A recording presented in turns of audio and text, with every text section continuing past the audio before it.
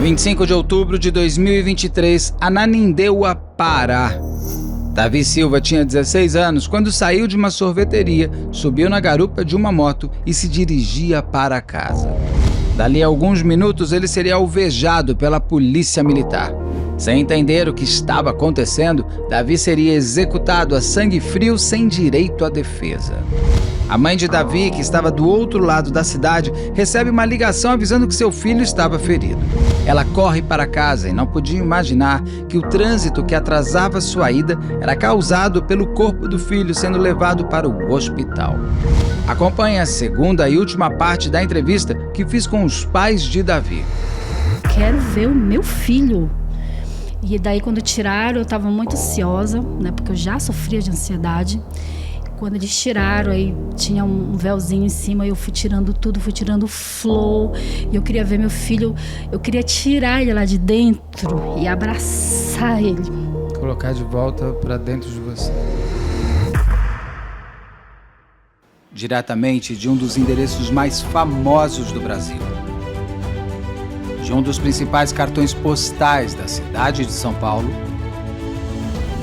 E com as transmissões feitas dos nossos estúdios na Avenida Paulista, eu sou Beto Ribeiro e este é o Crime S.A.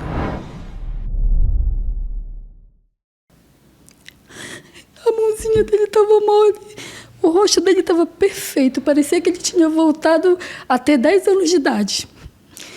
A sobrancelha, o rosto limpo. Disse, meu Deus, como é que pode? Aí eu fui desabotoando a blusa. Aí a minha cunhada estava comigo, ela disse, não faz isso. Aí eu disse, mas eu preciso saber o que aconteceu com meu filho. Eu queria pegar na perna dele. Aí eu perguntaram, bateram nele? Alguém bateu? Porque o meu maior medo de mãe, eu acho que não só meu, mas de todas as mães, é que alguém achou que seu filho, você não esteja perto para defender. E essa era uma dor que estava me consumindo muito. E o rosto dele perfeito, a mãozinha dele perfeita. Eu peguei, beijei muito, abracei, coloquei no meu rosto, fiquei com ele. E o Marcelo não conseguia chegar perto. E teve uma hora que o padre chegou, que inclusive é um grande amigo nosso que fez a nossa cerimônia de casamento. E ele pediu para todo mundo vir, né, para perto. Mas antes disso, eu cheguei a abrir a blusa e vi uma costura horrível. Eu disse, não foi só um tiro na perna. Ela disse, não, eles tiveram que abrir, porque precisa passar pra fazer pelo... ML. Aí eu peguei, vesti de novo, fiquei e estava sangrando. O sangue estava bem vermelhinho aqui, assim, na costela dele. Eu beijei. Eu disse, não vai mais doer, não vai mais doer. E aí depois as irmãs chegaram, aí eu, com muito custo, pedi para o Marcelo, vai lá dar a última bênção, para ele não ir sem a tua bênção. Daí ele foi, a gente fez uma oração, aí a gente foi para o cemitério. Chegando no cemitério, como eu estava tomando muita água, eu estava com muita sede, desde a hora que eu soube. E aí eu fui até o banheiro, né, que eu precisava ir, aí tinha uma pessoa lá, ela olhou para mim assim, ela disse, poxa, ele morreu por mixaria. Aí eu olhei assim, como? Aí aquilo, sabe, parece assim que te dá um tapão na cara e soco no estômago. Aí eu cheguei já meio cabaleando perto do caixão e já vinham fechando. Eu, por favor, espera mais um pouco, deixa eu me despedir. Aí foi na hora que eu passei mal, eu acredito que eu desmaiei. Aí veio meu marido, veio minhas primas, minha filha mais velha estava... Minha filha mais velha, ela estava assim, muito solidária com a gente, muito mesmo. Ela estava muito preocupada com a gente. E aí eu já fui de cadeira de roda. Aí a gente fez a oração lá. Ele não deixou a gente não participou, né, da descida do caixão. Quando eu cheguei em casa, eu estava um pouco dopada dos remédios, então eu fiquei muito aérea. Eu queria muito pegar o meu celular e ninguém me dava o meu celular. Aí ninguém me dá. Aí eu procurei de noite, eu achei o celular. E daí eu fui nas redes sociais, nada. Eu disse, meu Deus, não tem nada. Porque como eu trabalho com vendas, tem os grupos do WhatsApp do bairro. São vários grupos, eu entrei em todos. Jesus, não tem nada. Aí fui procurar, vou lá pro Google. Pro lugar lá. Aí achei a reportagem que estava a foto do meu filho deitada na maca, uma foto do lado com uma arma de madeira imensa, um revólver, um dinheiro todo embolotado. Revólver de brinquedo também. O cartão e os 2 celulares. Aí eu fui ler a reportagem. Teve troca de tiro e tarará, porque o assaltante... Aí eu gritei. Tipo assim... Você já sabia? Você também ainda não estava sabendo. Vocês descobriram juntos. Então você grita, ele fala o que está acontecendo. Ela descobre primeiro. Depois porque quando fizeram a foto, é normal esse grupo de policiais mandar para esse repórter, que é essa sensacionalista, para poder fazer isso. E ela viu. A maioria das reportagens, quase 99% já saíram. Você não encontra mais. Só uma que ainda permanece. Porque ele não tem 22 anos, ele não tem tornozeleira eletrônica. Não tinha passagem pela polícia. Qualquer jornalista mais sério vai falar, tudo bem, foi assalto onde? Cadê a chamada? Por que esse batalhão 30 está na área 29? Quem é que trouxe esse cara? Como é que eles atiram? Tem voz de prisão? Não, mas o outro que está vivo fala que não teve. Então, você vai tirando, porque você fala, o que eu fiz, na verdade, foi uma notícia errada. Não é nenhuma fake news, é uma notícia errada. Então, você tira, é natural. Aí eu pergunto, né, Beto? Todo policial, nessa guarnição, tinha um oficial, que tem todo um preparo. Aspirante. Um aspirante oficial, que tem os seus comandados, e esse aspirante... Ele estava junto? Ele estava. Ele desferiu 2 disparos contra o meu filho. Esse aspirante é oficial? Esse aspirante oficial ele é formado em Direito e tem uma pós em Defesa Civil e Cidadã. E, ironicamente, estava fazendo um curso... Direitos Humanos também, de repente? Não sei. Ele estava fazendo um curso, não sei se está, porque agora a Corregedoria deve... Eles foram afastados, né? Todos, inclusive esse aspirante. Estava fazendo um curso de operações especiais. É o que eu sempre falo. Eu falo que a arma tem que estar na mão da polícia, não tem que estar na mão do bandido. Mas o problema é quando está também na mão de uma pessoa que não tem condições de ter uma arma ali. Mas nesse momento você grita? Sim, eu grito muito, né? Isso foi pela parte da manhã, já no dia 27. A minha mãe disse, filha, eu não vou ficar com a loja fechada, porque eu não vou conseguir ficar aqui.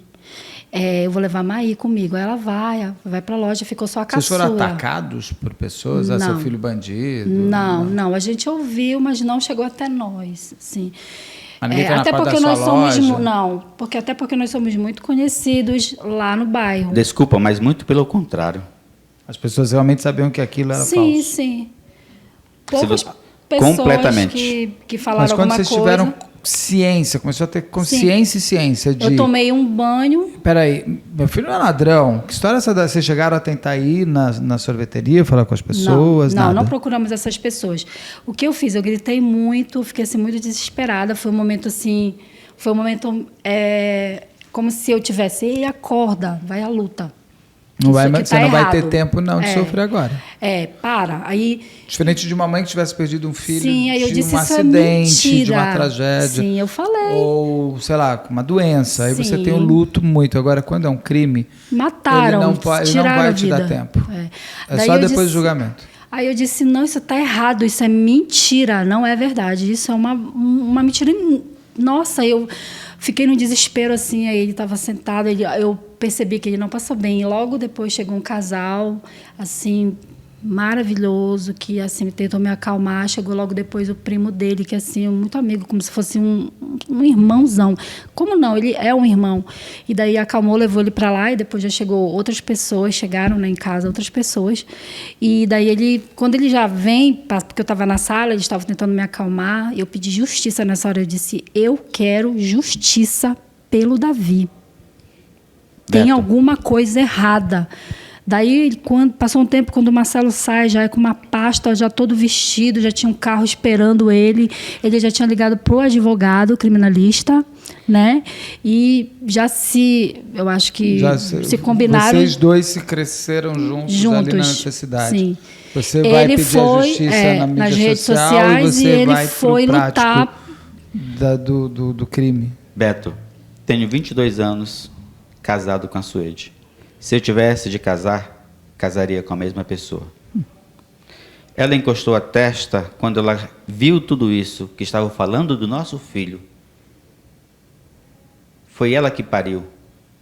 nós sabemos da formação que foi dada. Ela disse, está errado. Encostou a testa dela na minha testa e disse, nem que fosse preciso vender tudo, vamos brigar por justiça para que outras mães não passem por aquilo que nós estávamos passando. De imediato fui para a corregedoria. Denunciei o caso na corregedoria. Fui para a Cidade Nova 6. Corregedoria da Polícia Militar. Eu já corri logo lá. Fui para a delegacia da Cidade Nova 6 com o delegado Diógenes. Também fiz depoimento. Que, inclusive, ele já havia me chamado antes da audiência para conhecer quem eram os pais do Davi. E lá já deu o primeiro depoimento. E só uma coisa, o outro Davi ficou preso? Não, ele teve que pagar uma fiança de 4 mil. Já foi devolvido, pelo menos? Nada. Só do Deveria, final... porque ele não... Como a arma foi forjada... Então, mas só no final do processo, né? É. Tem que ter um processo, tem que ter esse um julgamento. rapaz aí não deve nada também. Mas só no final do processo. Pai, é casado. É que essas coisas, final de processo. É. Aí, E então, foi que, são longos, gente. foi que eu É mais comecei... envolvendo policial militar. Foi que eu comecei a mover por justiça. E, por sinal, de tanto ela marcar, e aqui eu gostaria de agradecer o ministro Silvio Almeida, que entrou em contato conosco. Fizemos uma reunião via Meet, né? E eu cobrei dele justiça.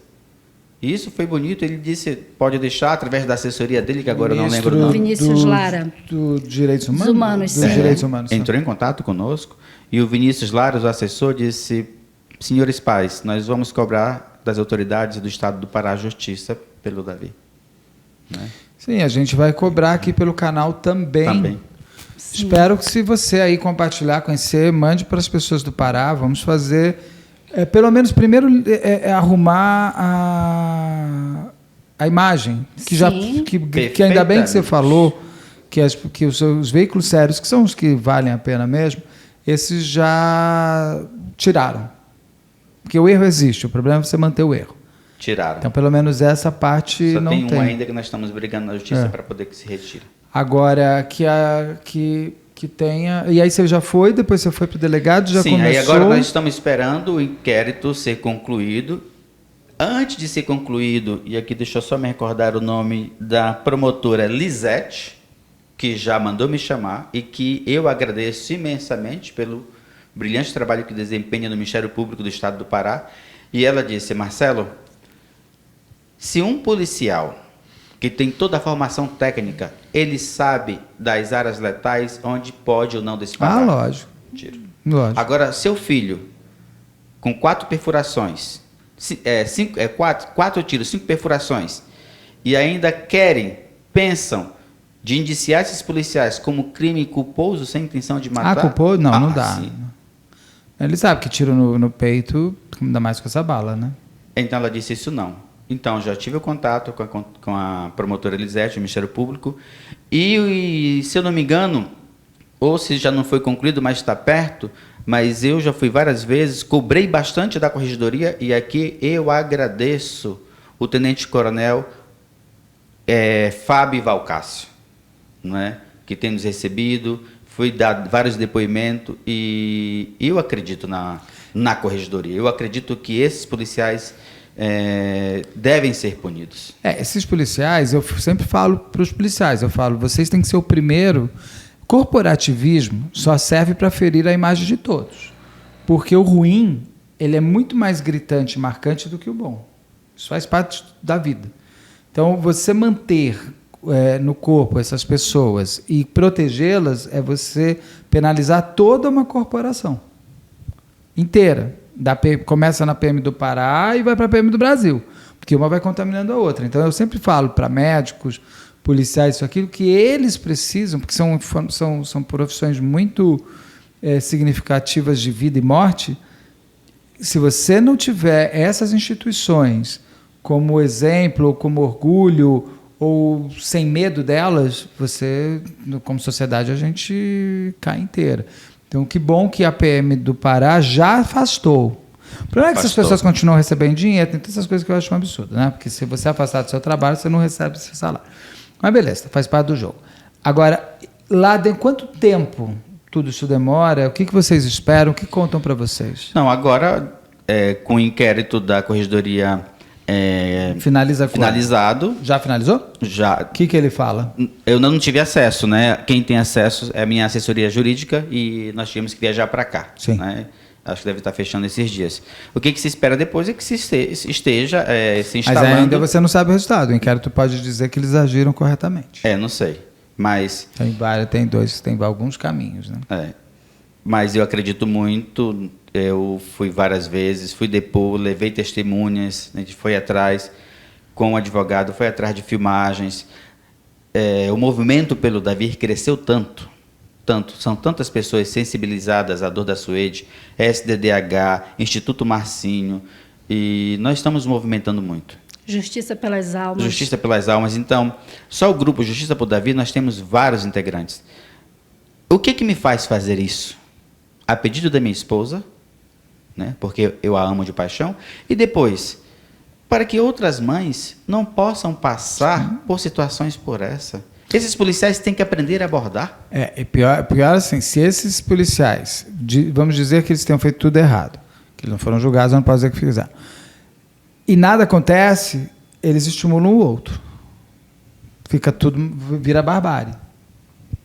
E é perigoso demais. Na barbárie ninguém sai bem.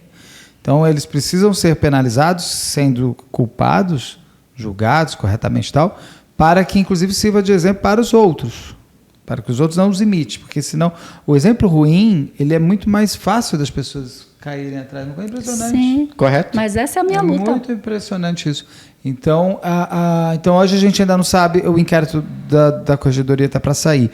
E na parte da Polícia Civil? Pois é, na Polícia Civil o inquérito já estava sendo concluído e a promotora me falava, Marcelo, só começa a ser um processo quando termina o inquérito. Ela vai ver se precisa de mais diligências ou não. Perfeito. E quem denuncia de fato é o Ministério Público. Não é a polícia, ela entrega o material para ser avaliado pelo Ministério Público. Estou certo, doutora Solange Beretta? Olha como eu aprendi, hein? Doutora Solange Beretta, correto? Aí o promotor que vai dar, se é por homicídio, vai denunciar por isto.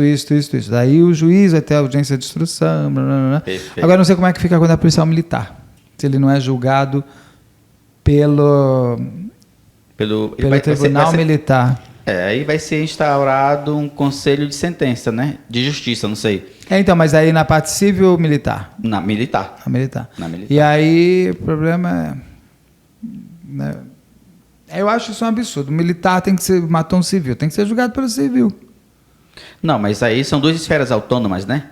Tudo bem, mas depois eles vão julgar. Se eles forem expulsos, que daí eles são julgados, eu nunca sei direito essa parte. Pode acontecer. Olha, se... Julgados pela área civil. Se a justiça fosse tão rápida, eles poderiam ser condenados antes até mesmo de ter a exoneração efetivada. Sim, mas a prisão? A prisão acontece depois. Eles estão em liberdade? Eles estão em liberdade. Estão afastados, mas estão em liberdade. Vocês têm medo? Eu não. Olha, eu digo sempre assim. Medo, lógico que eu tenho. Até porque eu sei que membros desta guarnição que executaram meu filho já respondem por outros crimes. Medo eu tenho. Agora, se eu chegar a perder a minha vida por esses algozes para salvar a vida de outros jovens... Não, e daí fica ainda mais óbvio, né? Se você sabe ameaça, alguma coisa, não? Até agora não. Não, o que aconteceu essa semana, que foi uma semana tensa. Por quê? Porque... eu tinha psiquiatra segunda-feira, né? Eu faço tratamento psiquiátrico. A minha vida mudou. É uma gestação inversa, né? Em que eu perdi 8 quilos, 8 ou 9 quilos. Não consigo comer. Não consigo. Hoje vocês estão vendo aqui uma outra Suede. Eu tomo bastante líquido. Eu me tornei assim, forte pelas redes sociais. Eu tenho uma colega que fala assim, olha, tu não fizeste faculdade por um acaso. Eu nunca imaginei que eu fosse usar a publicidade para trabalhar a favor da justiça. Né? É o que eu faço nas redes sociais, marco muito, muito, muito. Inclusive, todos os meus seguidores que me seguem, que me apoiam, eles falam, marca fulano, marca fulano. Aí teve um que falou, marca o Beto Ribeiro. Aí eu disse, pra já. Marquei. Quando recebi a notícia... Mas eu vou te contar. Já até avisando as pessoas. Não adianta ficar me marcando. Porque o que acontece? eu tô com um bom problema. Tem muita gente. Então, o próprio Instagram, ele já elimina quando eu nem vejo. Quando muita gente fica, eles percebem que é meio um spam. Então, eu não fui impactado. Foi o Alan que levantou essa pauta. Foi. Aí eu pedi para ele checar, porque eu preciso sempre que seja checado, uma vez que é um caso não tão, sei lá, Henri Borel, não preciso checar, ele já foi checado, rechecado 500 vezes. Agora, um caso, quando é menos conhecido, eu falo, Alan, checa, veja, porque tem muita gente que fica marcando, mas não adianta, eu nem vejo, o próprio Instagram me tira. Então, eu não vejo. Então, assim, mas não foi porque você marcou, não, porque senão um monte de gente tem um monte de gente que marca, mas assim, eu tenho uma equipe de produção para checar isso, porque você vê, eu estou aqui o dia inteiro gravando. Gravei com você, já gravei antes, estou gravando agora, vou gravar live, vou gravar depois. Então eu nem tenho tempo de ficar olhando essas coisas. Sim. Então eles que checam, então é o Alan que viu. E eu gosto que o Alan fica em Salvador e eu consigo ter o Alan. Os casos de São Paulo, Rio, ele sempre toma uma nacionalidade.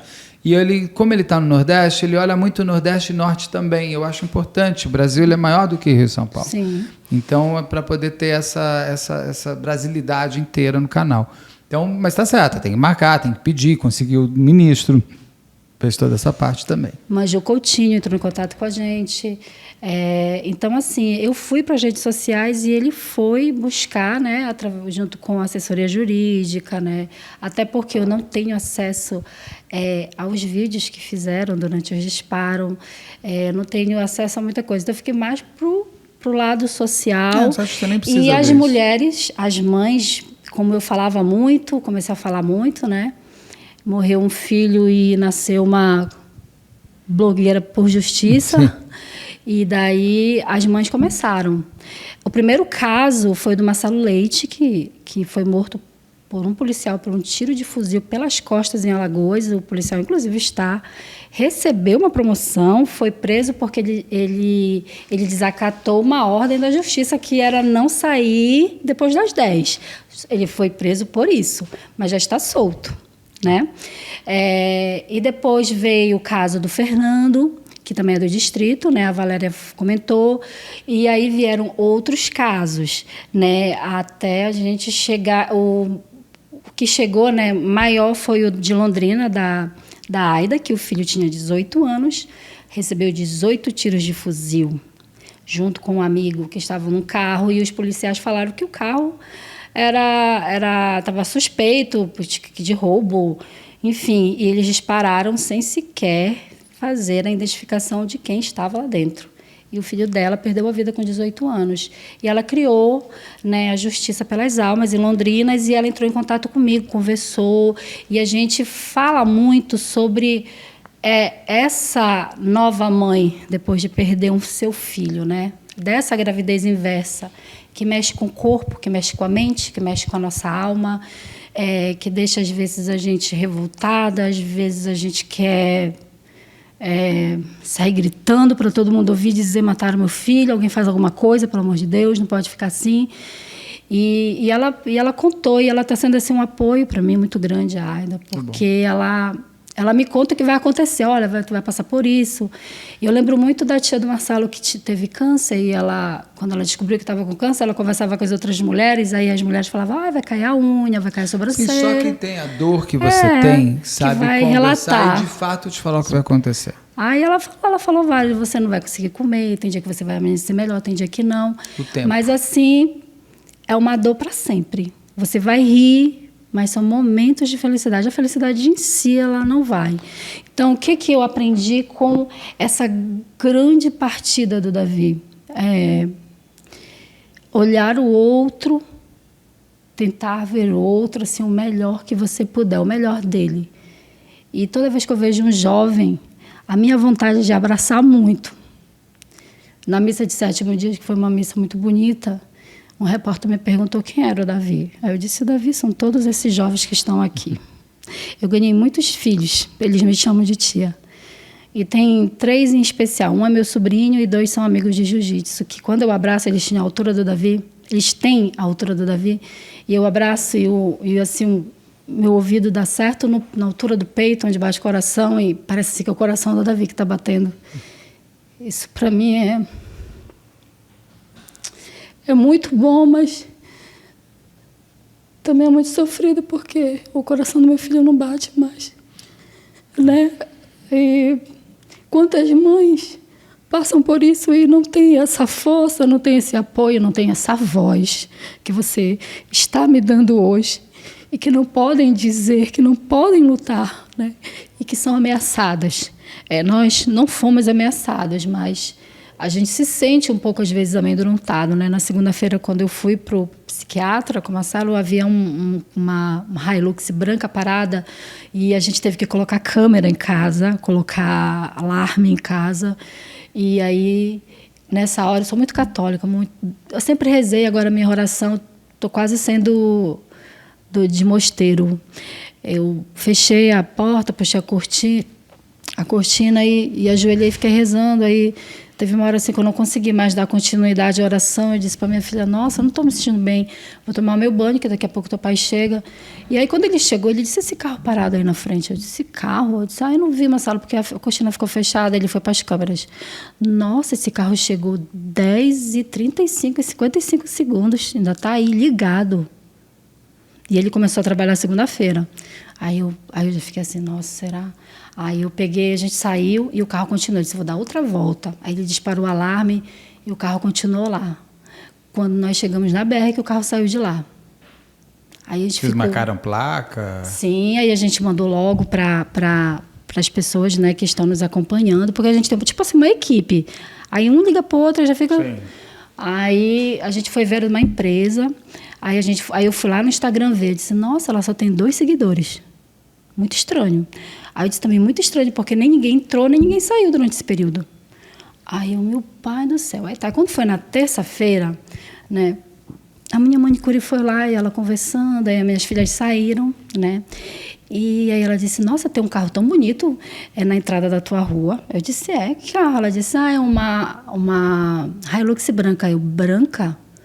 Aí eu prontamente liguei para o meu irmão: Jackson, tem a mesma, veja se é a mesma Hilux de segunda-feira. Só que não está no alcance das câmeras, não tem como eu ver. As meninas acabaram de sair. Meu esposo ia chegar, estava perto de chegar do trabalho. Aí pronto, aí liga para um, liga para outro. Aí eu terminei de fazer a unha, fiquei por lá e ninguém queria deixar eu sair de casa. Aí eu vou descobrir de quem é esse carro, porque nem os policiais conseguiram, porque a gente mandou viatura, não tinha ninguém no carro, ninguém sabia de quem era aquele carro. Aí eu: gente, não posso viajar assim, desse jeito, tensa. Aí eu cheguei lá e... quanto que é esse sapato? Aí eu fui em cada lojinha, né? Aí eu me deparei com uma loja que estava sendo desfeita. Eu disse: vocês vão mudar? Ela disse: vamos, a gente vai para a loja aqui do lado. E eu já tinha passado, eu já tinha visto rolos de papel de parede. Aí fiquei assim, tinha um rapaz branco, assim, forte, sentado, mexendo no celular. Aí eu disse: esse carro branco é desse rapaz, é do lado? Ela disse: por quê? Eu disse: porque quase o rapaz bate com a moto no carro dele, né? Porque está muito na entrada. Então, e na tal. verdade, era uma pessoa ali da rua. Mas só para você ver como é que ficou a nossa vida. Claro, lógico. Né? E daí eu fiquei assim, tipo, graças a Deus, não era nada. Porque o advogado que foi morto semana passada, eles monitoraram 4 dias, foram carros diferentes. Que advogado foi morto? Foi no Rio de Janeiro, Ah, né? do Rio de Janeiro? Do Rio de Janeiro. Ah, tá, sim, um bonitão. Mas sim. Ele era ligado... Eu nem sei direito essa história. É que no Rio tem muita coisa de milícia, isso, aquilo é um tipo a gente não sabe. É um tipo de assunto que eu não... A gente só ficou preocupado, né? Porque, claro, que eles não vão, mas eles podem mandar. Até porque, há 15 dias atrás, teve um assalto nessa loja, né? Que recebe o nome do sobrenome, né, da gente, né, Magalhães. E aí foi um assalto muito estranho, muito esquisito, num horário assim que, se eu fosse assaltante, não assaltaria naquele horário, que é um horário de pico, onde passa várias viaturas. E eles mandaram deitar, depois mandaram levantar. Aí o meu sobrinho: vaza, mãe, corre. Aí eles saíram correndo e começaram a atirar. Aí eles não Atiraram? sabiam. Atiraram. Houve um assalto numa das lojas dos nossos parentes que a gente pensava que a gente não tem nem como afirmar que seria já uma forma de represália, mas não tem que ligar o fato. Não, tem coisas que vão acontecer, não tem nada a ver. Não tem como ligar isso aí, não. Essa Hilux branca não tinha nada a ver com isso. Não tinha nada a ver. Mas aí você vai tomando paura, aí você vai tomando medos, tudo, é natural. Agora, você falou uma coisa que assim, eu não tenho como saber qual é a sua dor, mas eu trabalho com isso há muitos anos. mais de 10 anos, eu já entrevistei muitos pais, mães, irmãos, maridos, esposas. O que eu posso falar da minha experiência é que depois do julgamento, a tristeza vai virando saudade. E com a saudade você vai caminhar mais fácil. Porque quando você ri, você vai estar rindo com ele. Ele vai estar rindo através de você. Quando você for genuinamente feliz, ele vai estar sendo feliz também. Então, você tem esse processo todo, eu percebo muito isso, que o verdadeiro fechar do caixão é o julgamento. É a sentença final. É a justiça sendo feita. A gente nunca vai conseguir ver 100%, porque você pode chegar ao cúmulo de ver ele saindo pela porta da frente, mesmo julgado, porque ele pode responder em liberdade até transitado julgado. Tem uma série de coisas que você pode ficar desgostosa com a realidade da nossa lei, mas a justiça foi feita. E aí eu acho que você vai conseguir uma hora ser feliz por ele. Porque ele vai querer, o seu filho com certeza Sim. quer que você seja, porque ele vai estar sendo junto com você. E eu transformei no... Meu marido diz que eu sou assim, muito danada, né, para algumas coisas. O Davi foi enterrado na quinta-feira, aí no domingo eu falei assim para o meu irmão, ele não estava, eu aproveitei a ausência dele, eu disse, vamos lá, vamos ali comprar uns picolés para as meninas. Aí ele disse, aonde? Eu disse, ali. Aí quando ele chegou no fim da rua, da nossa rua, porque foi muito próximo da nossa residência, eu disse, me leva aonde o Davi levou o disparo. Aí ele ficou assim, ele ficou sem ação, ele ficou, tipo assim, o sangue dele sumiu. Aí eu disse, tu vais fazer isso, tu vai me levar lá. Aí ele foi, me levou, aí o sangue do meu filho ainda estava lá. Tinha muito sangue. Aí eu olhei para o lugar, olhei assim, eu disse, eu vou transformar isso aqui num jardim. Porque eu vou passar aqui várias vezes e eu não quero ter um sentimento de partida ruim. Porque foi muito cruel o que eles fizeram, foi muito malvado, foi muito perverso. Porque eles já tinham atirado, eu não precisava atirar mais. E daí o meu irmão me abraçou e eu disse, a gente vem lavar aqui segunda-feira. Vamos montar um mutirão, vamos capinar. E aí ele disse, e tem um artista paraense, que é grafiteiro, que ele quer vir pintar o rosto do Davi. Aí eu disse, ótimo, vai ser aqui então.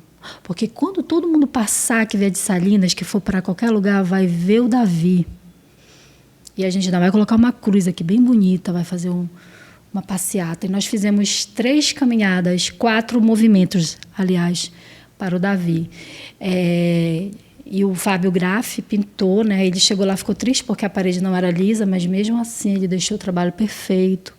Ele pintou ele com a camisa do Flamengo, colocou Dom Bosco, né? Um outro artista pintou Dom Bosco com a frase, né? Basta que sejas jovens para que eu vos ame. E o Davi amava ser jovem, o Davi ele amava sorrir, ele amava os jovens, ele gostava dos jovens, ele gostava de estar rodeado de gente. Então, o carisma de Dom Bosco, porque Dom Bosco é o pai da juventude, estava enraizado nele, tão grande, que são muito jovens. Quando eu fui entregar o livro, não foi só a sala dele que chorou, que me veio me abraçar, foi toda a escola. Foi impressionante, eu fiquei assim... Eu não estava entendendo. Aí o diretor me levou para a sala e disse, o filho de vocês não fez amizade com a sala dele, ele fez amizade com a escola toda. Todo mundo conhecia o Davi, por isso que não tinha condições de fazer a prova naquele dia. Por isso que a prova foi adiada. Sim. Então, eu quero, né, nós já estamos com o projeto do Jardim, é tudo passo a passo, porque isso não é do dia para o outro. Sim. Nós já aterramos, já colocamos a cruz, já está pintado, e agora a gente quer colocar os bancos, colocar o veleiro, porque a gente já observou que várias pessoas param no lugar e ficam ali rezando, meditando, elas param com o carro mesmo e ficam lá. E eu disse, nossa, que bom, que ali vai ser um local de oração. Sim. Né? O que você vai falar, o que você vai fazer quando você encontrar o Davi? Que um dia, se você é católico, Sim. você vai encontrar. O que você quer fazer quando você encontrar? Quando eu beijei ele dentro do caixão, parecia que ele estava dormindo e eu não senti uma despedida. Na verdade, eu não senti que eu me despedi do Davi ali. Outras pessoas, assim, muito espiritualizadas, já me falaram isso, que eu vou ter o meu momento. E eu só vou ter esse momento com ele quando a justiça acontecer. É por isso que é a minha pressa, assim, a minha ansiedade para a justiça acontecer. Porque eu ainda não sonhei com meu filho. Eu só vejo ele por foto, por vídeos. E assim, a vontade que eu tenho de dizer assim, meu filho, a sua missão foi linda. E a minha também, porque você teve que morrer dessa forma para que nós, os pais, lutássemos não só por você, mas por muitos jovens que morrem dessa forma inocente e que tantos pais, tantas mães sofrem a ausência dos seus filhos, que amaram, que criaram, que sonharam, porque era o meu sonho ver meu filho de farda branca, né? Viajando, o casal, ser engenheiro, porque eu falava para ele que ele ia ser engenheiro. Eu sempre falava isso para ele, tu vai ser engenheiro. E ele morreu no dia do engenheiro, no dia 25 de outubro. Mas ele queria ser marinheiro também. Mas ele queria ser marinheiro. Ele estava naquela idade, você quer ser muita coisa. O Davi, Beto, ele adquiriu um porte atlético e ficou muito bonito, não é? Sim, eu vi as fotos, ele era muito bonito. E então, ele se via vestido ali de marinheiro. Mas ele talvez gostasse mais da farda do que... Perfeito, porque ia atrair as meninas. Quando você perguntou para a Suede quem foi o Davi, eu estava diretor e o Davi começou a namorar com a menina que quando ele morreu era a namorada dele ainda. As paquerinhas, de repente a coordenadora chega, eu quero conversar com o pai do Davi, não com o diretor. Disse, prontamente. Saí da minha sala, fui para a sala da coordenação pedagógica. Olha, o Davi começou um namorinho assim. Eu disse, que bom, faz parte do processo. Faça as orientações pedagógicas, faça cumprir o regimento da escola. Quando chegar em casa, o pai conversa. Então, ele adquiriu esse porte atlético, amante da academia, pelo esporte e tudo. E ele tinha amizade muito grande com esses dois primos que agora acabaram de entrar no exército, né? Também creio também. E o Davi tem muitos primos, parentes concursados da polícia e ele se via também nesse meio, de um dia fazer parte desse grupo. Aí, de repente... Pena que esse grupo tirou o sonho dele. Finda ele. E o que você vai fazer ou falar para o Davi quando encontrar com ele? Quando chegar a hora certa? Diferente dela, eu já sonhei várias vezes com o Davi. No segundo dia, o Davi disse, pai, faz um charque frito para mim, com açaí. E eu preparava e entregava para o Davi, não é? Quando ela fala que foi lá para lavar, o Davi me apareceu em sonho e disse, pai, não tire meu sangue da calçada. Em sonho. E no dia que nós fomos lavar, levamos pouca água. E até hoje, a marca do sangue está lá na calçada. O que eu vou dizer para o Davi, eu digo todas as noites, que eu a amo, que ele tem que continuar progredindo, nós daqui e ele de lá, que ele possa continuar ajudando tantos outros jovens, porque se tem uma coisa que me marcou quando o Davi foi para a Escola Maria Helena do Estado, e se fazem coleta para pagar as provas, né, para rodar as provas, e ficaram 3 jovens que não tinham dinheiro. Ele ficou profundamente triste, decepcionado. O dinheiro que ele tinha, ele pagou de 2, ficou 1 sem pagar. Aí ele comentou isso conosco. E depois nós continuamos a pagar a prova desses alunos aí. Sempre eu digo para ele, continue sendo bom, continue sendo o Davi que você é. Evolua, cresça, continue ajudando. Nós daqui e você de lá. E que o papai te ama e nunca vai parar de amar. Que ótimo. Bom, pai e mãe do Davi, para mim foi muito gratificante de conversar com vocês terem vindo do Pará aqui, para o público é de um respeito fantástico, não que pelo Zoom fosse ruim, não é, mas é sempre mais forte pessoalmente, sempre. A gente continua acompanhando o caso de vocês, quando tiver respostas ou coisas mais novas, avisem, por favor, a produção. Sim. E a gente vai dando essa atualização. Eu desejo de verdade que tudo vá rápido, porque o tempo nessa hora ele é cruel demais. Cada dia é um dia menos sem o Davi. Então você ainda fala, o ano passado, a uma hora dessa, o Davi estava comigo. Daqui a pouco você vai falar, o ano passado, a uma hora dessa, o Davi já não estaria comigo. Mas que daqui a pouco você diga, o ano passado, tudo, Davi não está, mas tudo foi resolvido e tudo está acontecendo. Do que daqui 5, 6 anos, quando eu vejo casos de pais e mães que lutam durante 10, 12 anos para ver a justiça sendo feita e nada acontece, esse tempo vai ficando cada vez mais destruidor.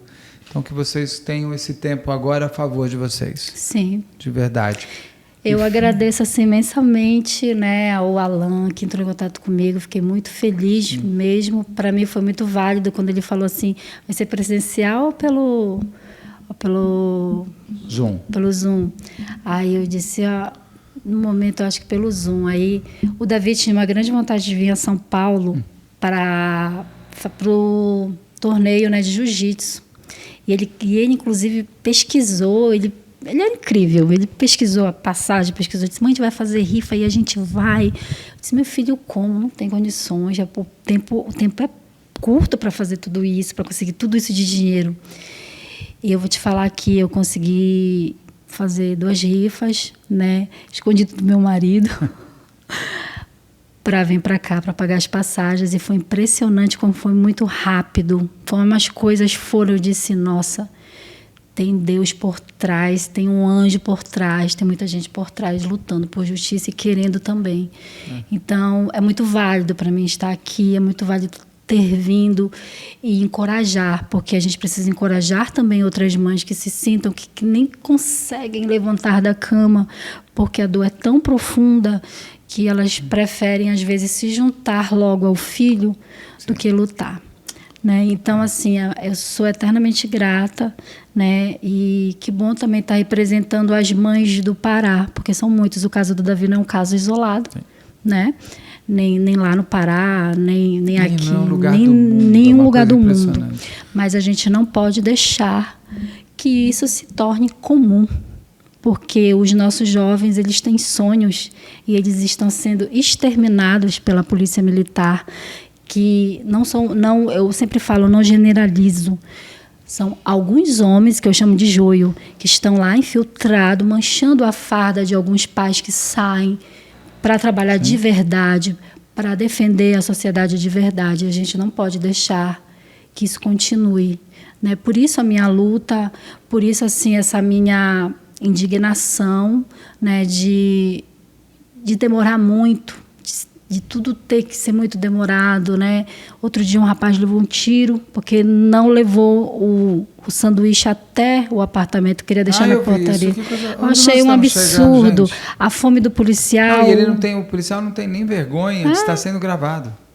A fome dele foi maior pelo ódio do que pela própria fome do estômago, né? Então, por aí a gente tira que tipo de homem, né, está entrando para a polícia militar.